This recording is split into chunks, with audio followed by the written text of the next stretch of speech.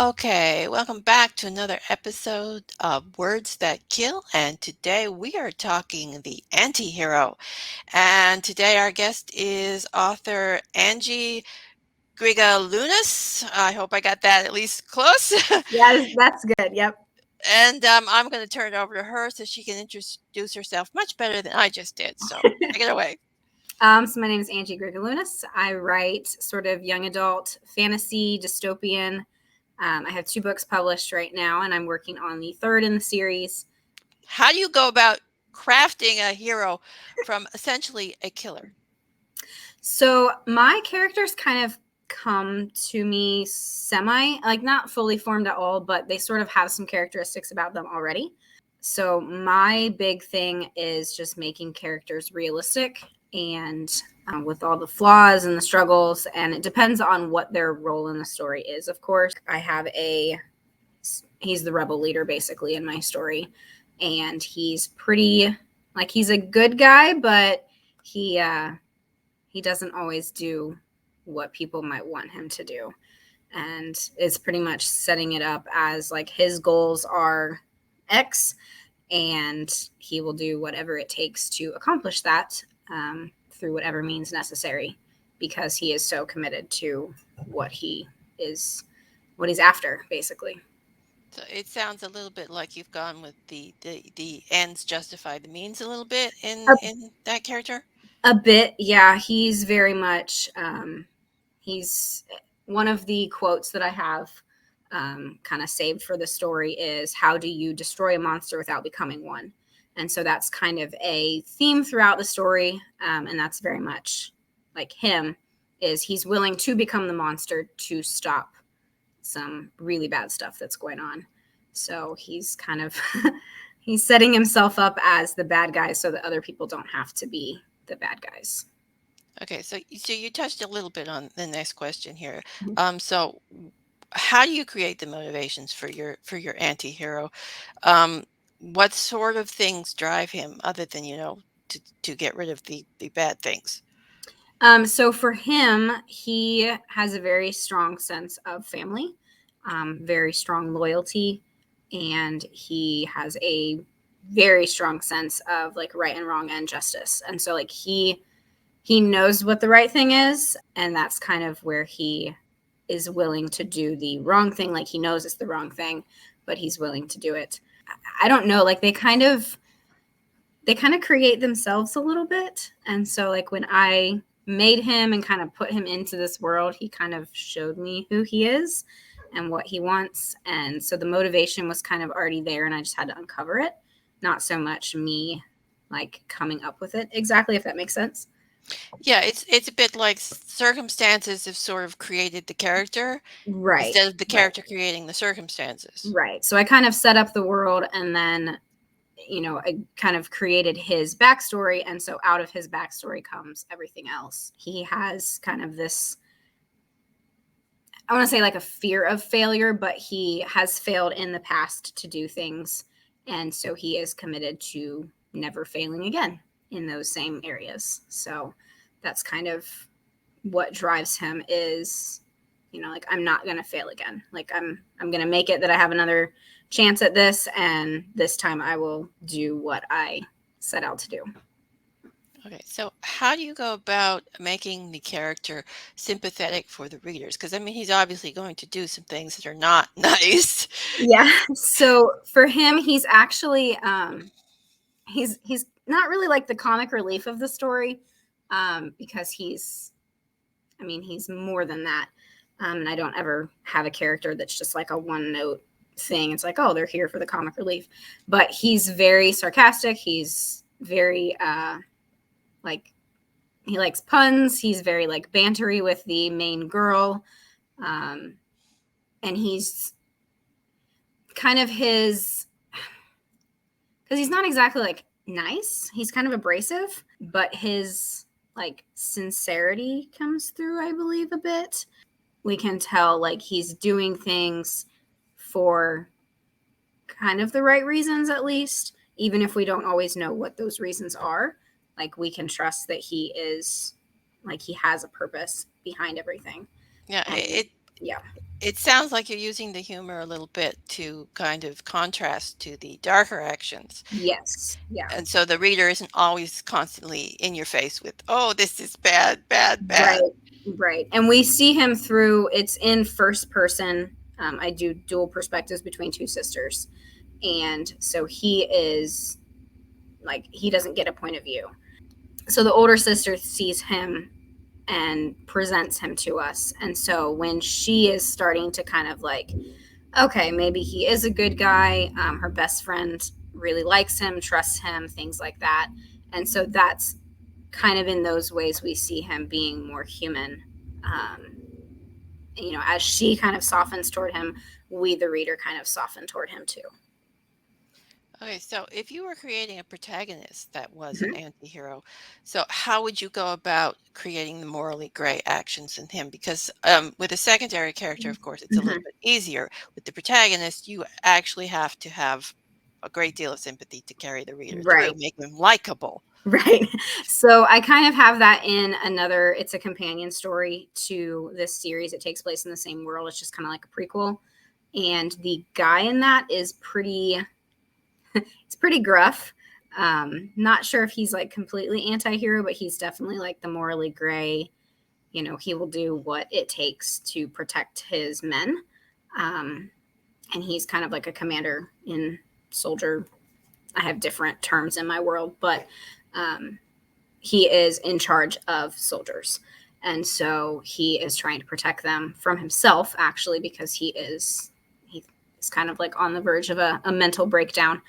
And so he has been kind of a challenge um, in making him sympathetic, but also staying true to the character, in understanding his motivation. And we see glimmers of him caring about people. We see him getting along with other people.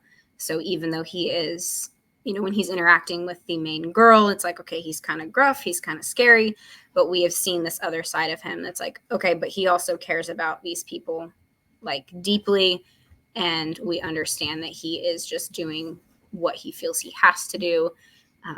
We know that he cares more than he is showing, because he's kind of like putting up this front of being hardened. And so that's what he's presenting to her, but we know that he's actually like breaking inside. Okay, so how do you feel about glorifying the anti-hero, making him sort of a bigger, larger than life character? Do you think it's a bad idea? I think in some regards it can be. It kind of depends on how bad they are. um, but I like the flawed characters that are very relatable and have the struggles and don't always do the right thing, don't always say the right thing, and doubt themselves, and have the struggles that make them feel human, where that like each author has to figure out where they're comfortable going. I mean, there's certain things that I will not write about, there's certain traits that I'm not going to put into my hero, anti-hero person. um, but things like killing, and I mean, basically that kind of doesn't really affect me as much. So Okay, so that's actually a good segue into this question is what lines will you not cross with an anti-hero? so anything like against kids, um, I don't like. I'm a big believer that no one like in real life is beyond redemption. That anybody can be, redeemed, can be saved, and no matter what you've done. But in writing, there's a lot of things that people are not going to forgive in a character very easily. Um, and I don't write like grim, dark, brutal, everybody's awful kind of stuff. So there has to be kind of the hope and the light in there a little bit at least.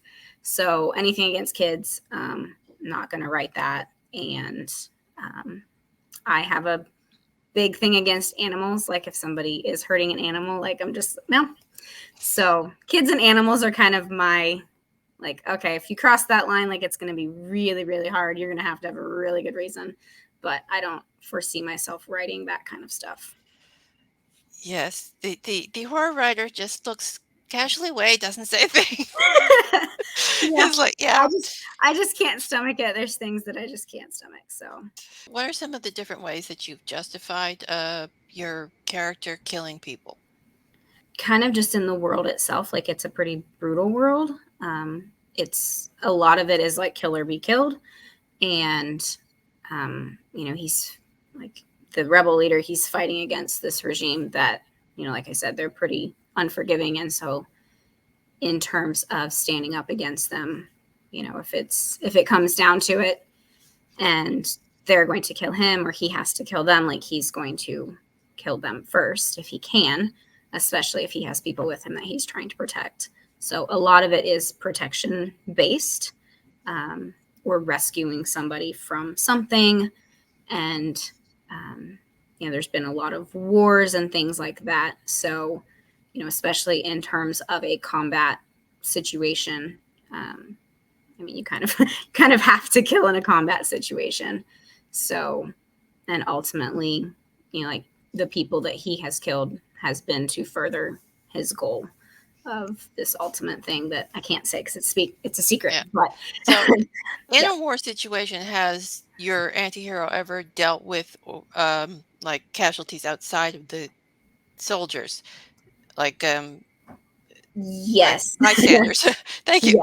yeah, yeah, yeah. So there have actually been several times where he has had to kill innocent people, or he has been there when innocent people have been killed.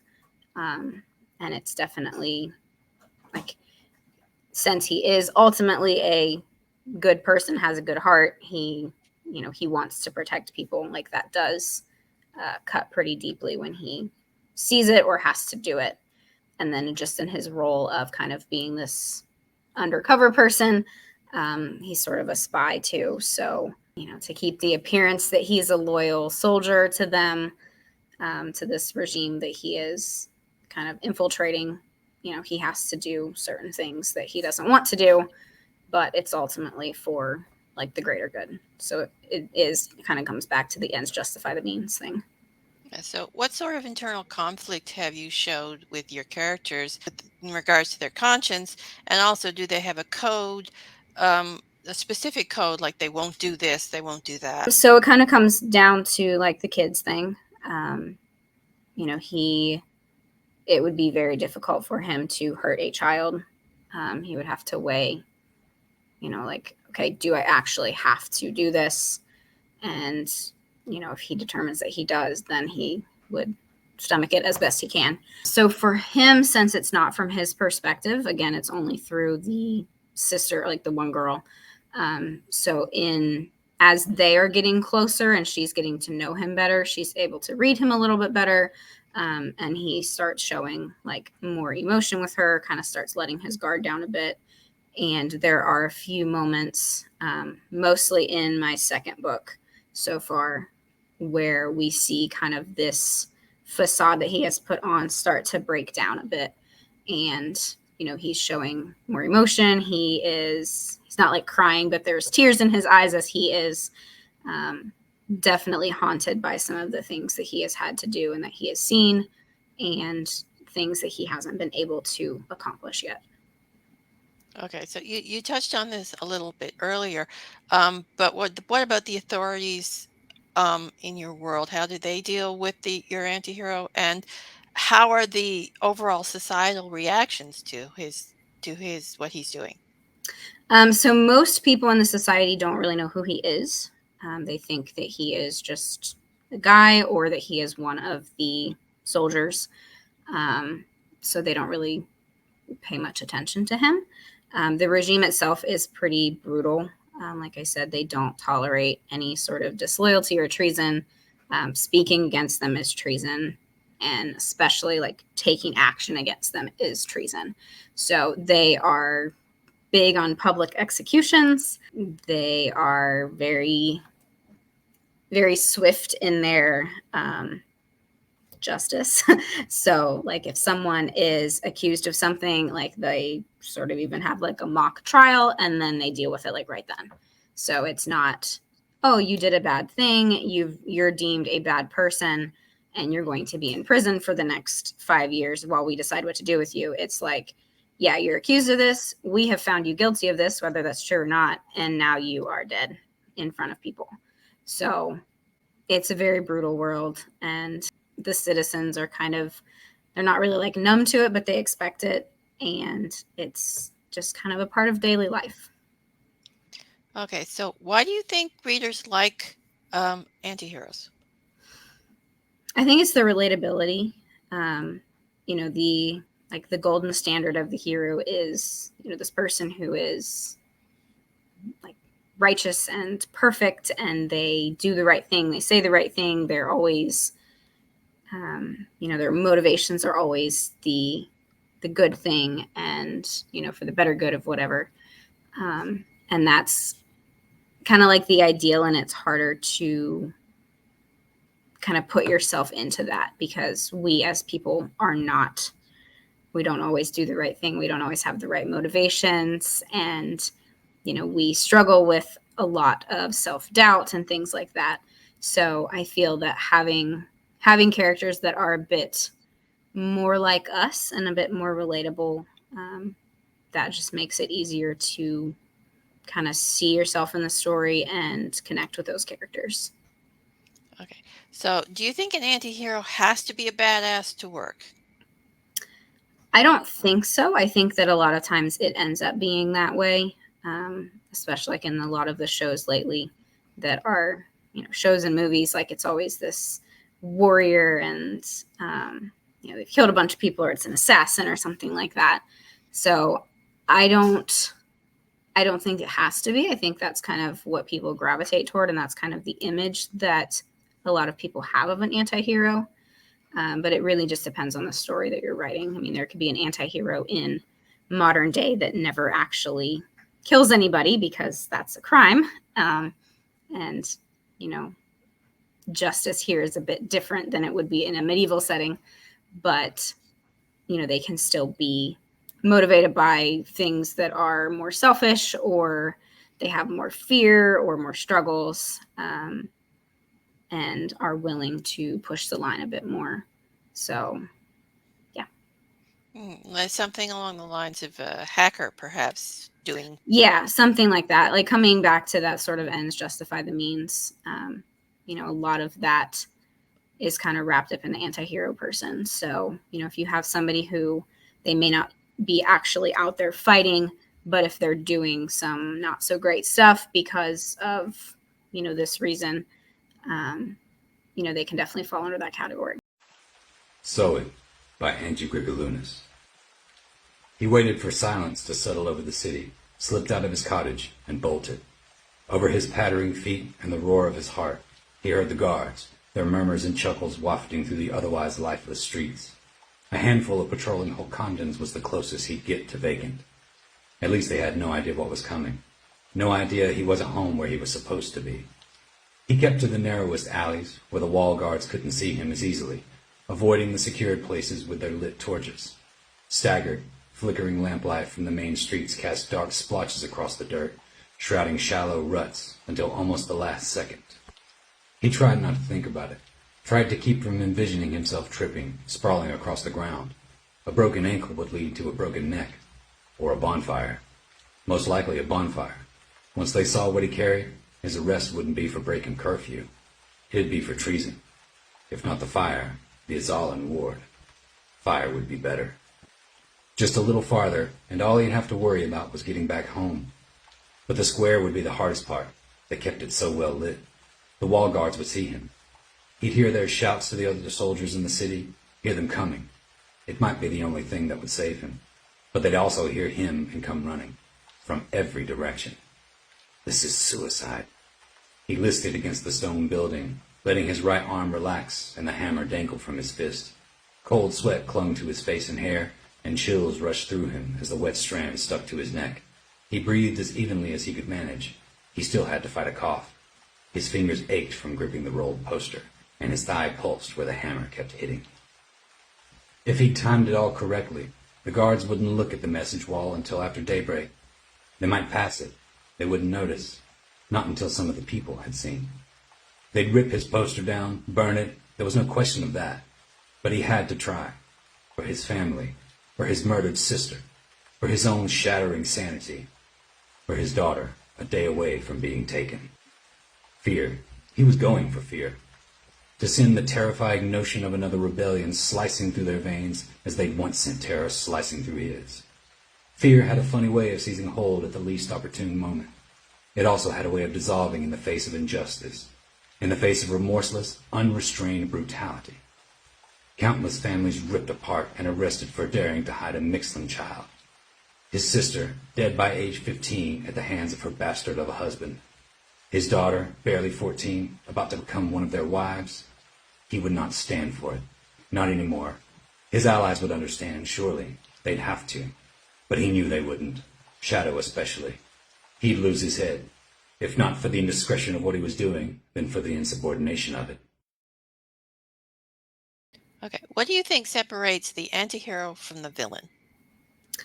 So it probably is a lot of that moral code. A lot of times villains don't have one. That's not to say that they can't at all. But, someone who is willing to do absolutely anything, they will kill anybody in their way, or their motivation is like purely selfish, or, they're not really relatable in terms of why they're doing something, or they don't have any sympathetic qualities at all. All of those things can kind of fall and kind of like make them fall in a certain way. So I like to make characters that are not like pure evil. So a lot of my villains are probably like my villains. They're more like antagonists, and they're probably, in some regards, they're better people than my protagonists and my good guys. But they, cling to like a specific motivation, and they will not turn from that. So that kind of sets them on, they're on opposite sides of things. So would you say an anti-hero has to have at least a small amount of selfless motivation? Probably to a point. Yeah, that would make sense, that they either selfless or like their ultimate goals are something good and like bigger than themselves, which I guess that would probably fall under selfless a little bit. But So actions for the greater good sort of thing. kind of, yeah, that's how I would characterize it. And just the,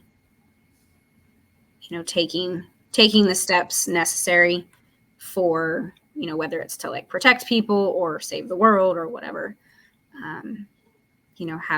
Having an ultimately good goal kind of makes it a little better. So all the bad things. Okay, and so now we're going into the questions that are just for fun. Okay. And it's, what is the most creative death you've ever created for a character? Oh, wow.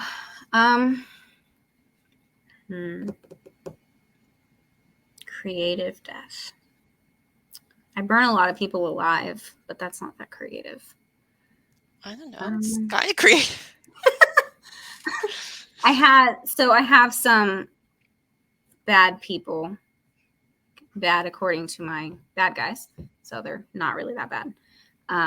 They are captured and they are put in like vats of oil, and then soldiers shoot flaming arrows into the vats of oil and kill them that way.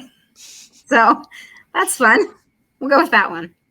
Okay. Yeah, that's an interesting one. Yeah. Okay, so what's the oddest or most interesting thing you've researched that was related to a character death? Oh, wow. Probably like not so much odd, but just like different poisons and stuff like that. So what kind of poisons have you managed to find in the Oh gosh, internet? I don't. It's been a while. Wow, was not prepared for that question. Yeah, it's been a while since I researched poison, so I don't remember. Okay, so do you have a favorite weapon you use when writing a death scene, or do you like a variety? It really depends on the character. So I have a lot of, like I said, I have a lot of burning. there's definitely some arrows going on. There's knives, swords. My world is kind of a medieval sort of setting, so they don't really have anything beyond that. So it's either, like arrows or blades. I have, what's the name? Like the term is like raven's beak. Okay, well, it's called a raven's beak or a crow's beak. I can't remember the official name of it, but I found that weapon from Shadiversity. Oh, you Yeah. watched Anniversary too? Yes. So I found, like, he talked about the halberd first, Mhm. and I was like, oh, I'm putting this in my story. And then there's the other one. What's it called? Beck de Corbin. I don't know if I'm saying that right. Oh yeah, I remember that one. Yeah. That was very interesting. That, I love that. So I joke around, said I showed that to my characters. I'm like, here, you can have this. And they're like, okay, that I like that. We'll take that one. So I don't know how we got on that topic, but We were yeah. talking about So, weapons. So yes. So I tried to pull in weapons that I learned from Shadversity. So he's like, these yeah, are underappreciated, and I'm like, I'll put them in my story. yes, they Yeah. are underappreciated, and they're Yeah. very cool. Actually, I Yeah. went into a whole sword research thing Mhm. because of Shadiversity and the authenticity of the Mhm. sword in the time period, and so I went into a whole thing researching Renaissance swords Oh, nice. for Venice. So yeah, that was fun. Yeah. I pulled like Oh my armor for my soul from what he has talked about too, like the gambeson and things like that. yeah, So that's kind of like all of his underappreciated stuff. Like, I'll put it in mine. That's fine. yeah. I don't know if it'll help it be less unappreciated, but it's there. So Okay, so I think we'll wrap it up here and, tell everyone to go check out your website and apparently Shadiversity as well. yes, Shadiversity is great. And I'd like to thank you for being our guest today. It was a pleasure chatting with you. Yeah, thanks for having me. Okay, and that's it for this episode of Words to Kill. And please join us next time for another episode. And that's all for now. Bye.